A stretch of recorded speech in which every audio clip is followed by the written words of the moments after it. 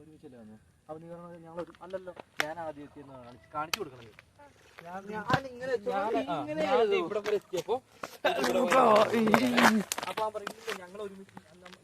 ക്യാമറന്റെ മുന്നിൽ എത്തിക്കഴിഞ്ഞാൽ ഞങ്ങൾക്ക് വട്ടാണല്ലോ.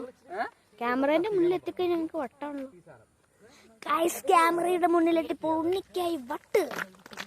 നീ എന്താ ചെയ്യുക? എന്റെ അമ്മോ,